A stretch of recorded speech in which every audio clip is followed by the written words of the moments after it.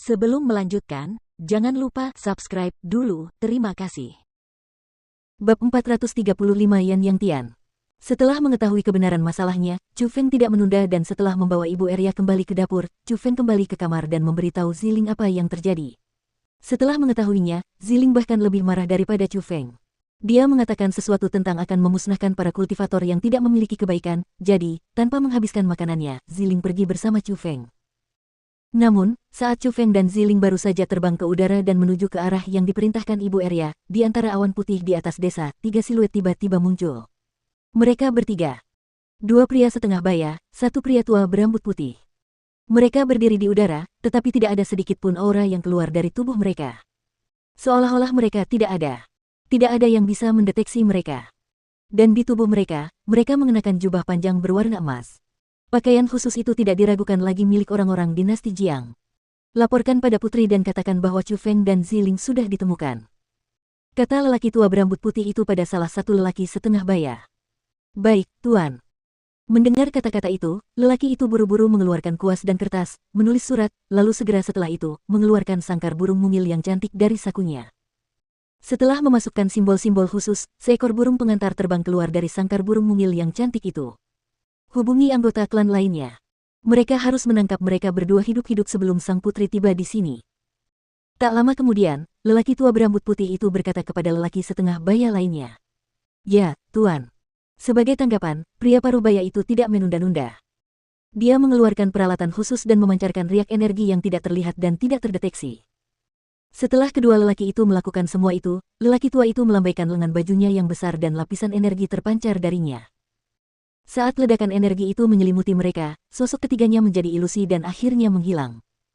300 mil jauhnya dari keluarga Eria, terdapat sebuah pegunungan yang tidak terlalu besar. Pegunungan itu awalnya merupakan tempat tanpa tuan karena daerah itu berada di perbatasan Provinsi Yuan. Di tempat itu terdapat sangat sedikit sekolah, sehingga wilayah yang ditempatinya juga sangat kecil. Hanya ada beberapa kekuatan kecil dari sekolah-sekolah kecil di sekitar pegunungan itu. Para kultivator dengan kekuatan terkuat hanya berada di puncak alam mendalam. Di provinsi sekuat Provinsi Yuan, tanpa ahli alam surga yang mengawasi segalanya, kekuatan seperti itu paling-paling hanya kekuatan kelas 3. Bahkan jika ada ahli alam surga yang mengawasi, kekuatannya hanya akan menjadi kelas 2. Hanya kekuatan dengan banyak ahli alam surga dan beberapa yang menentang akal sehat adalah kekuatan kelas 1. Ketanyaannya, di Provinsi Yuan, hanya ada satu kekuatan tingkat pertama yang sejati, yaitu Sekte Putih Tersembunyi. Sekte Putih Tersembunyi seperti sekolah Lingyun di Provinsi Azure. Untuk mempertahankan posisinya sebagai kepala naga, ia akan menekan perkembangan sekolah lain. Jadi, di Provinsi Yuan, ada situasi seperti monopoli.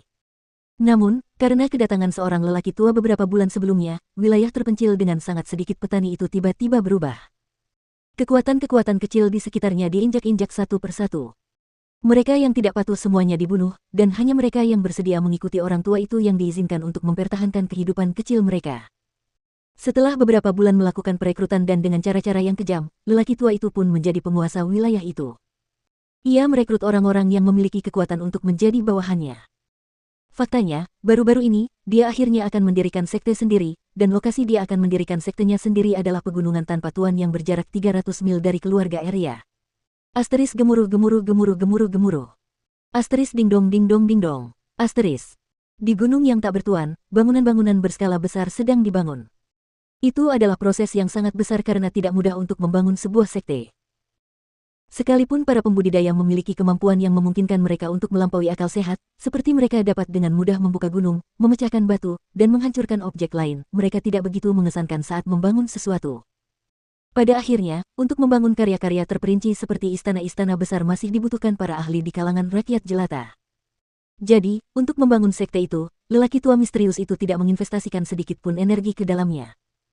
Semua pekerja kuat yang bisa dia gunakan dalam radius beberapa ratus mil semuanya dibawa olehnya. Saat ini, mereka berada di pegunungan tanpa tuan yang bekerja untuknya. Hampir setiap hari, akan ada orang yang bekerja sampai mati. Kakak Ian, selamat. Jika kecepatan ini terus berlanjut, sekte Anda akan tamat setelah beberapa bulan lagi. Ah, apa itu, Kakak Ian? Mulai sekarang, Kepala Sekte Ian. Benar-benar, Kepala Sekte Ian. Kepala Sekte Ian. Hahaha. Di dalam pegunungan, di sebuah istana yang sudah selesai, sekelompok kultivator saat ini sedang mengangkat cangkir mereka dan minum dengan gila-gilaan. Di samping mereka, ada juga banyak gadis muda yang tidak memiliki kultivasi tetapi memiliki keanggunan. Mereka sangat takut. Bahkan tubuh mereka gemetar, tetapi mereka tidak bisa menangis dan tidak bisa berteriak. Mereka bahkan harus memaksakan keceriaan dan senyum sambil menuangkan teh dan anggur untuk orang-orang di sekitar mereka. Di antara orang-orang itu, wajah seorang wanita muda, yang cukup anggun, agak mirip dengan Arya. Namun, bagian terpentingnya adalah lelaki tua yang duduk di kursi utama, dengan kultivasi tingkat pertama alam surga, adalah orang terkuat di antara mereka semua. Melihat wajahnya, dia tampak cukup familiar. Dia adalah kepala sekolah Lingyun, Yan Yangtian. Namun, Yan Yangtian saat ini telah mengubah namanya setelah tiba di Provinsi Yuan. Sekarang, ia dipanggil Yan Tianyang. Saudara-saudara, tidak perlu menahan diri. Pada hari ketika Sekte Matahari Langitku didirikan, kalian semua akan menjadi tetua utama sekteku dan di masa depan, tercatat dalam catatan Sekte Matahari Langitku dan dihormati oleh banyak murid dan tetua. Kata Yan Yangtian. Haha, alasan kita ada hari ini adalah karenamu, Kepala Sekte Yan. Benar sekali. Tanpa Kepala Sekte Yan, kami mungkin akan mati karena terjebak dalam kekuatan kelas 3. Bagaimana kami bisa menjadi tetua utama Sekte Matahari Langitmu, dan mengikutimu saat kau menciptakan proyek sebesar itu? Kata-kata Yan Yangtian membuat suasana hati orang-orang di sana meningkat pesat. Semakin banyak orang mengobrol, semakin gembira mereka, dan saat ini, sesuatu yang tidak bisa diabaikan adalah topik yang paling banyak dibicarakan orang-orang di benua 9 provinsi. Chu Feng dan 6 kekuatan besar.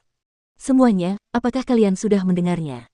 Aku mendengar berita bahwa Chu Feng telah datang ke provinsi Yuan kita. Itu tidak mungkin, kan?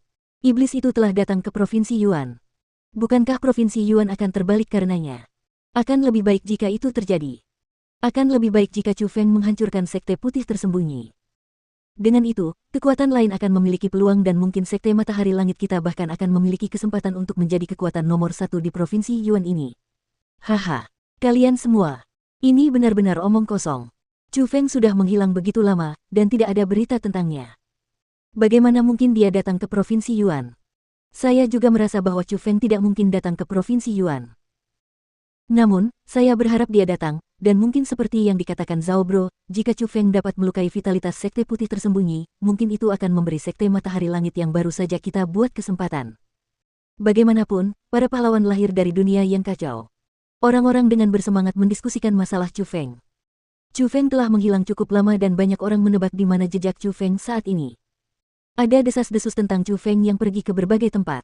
Itu juga sesuatu yang tidak dapat dihindari. Ada orang yang suka melakukan itu, menyebarkan gosip sebagai hobi.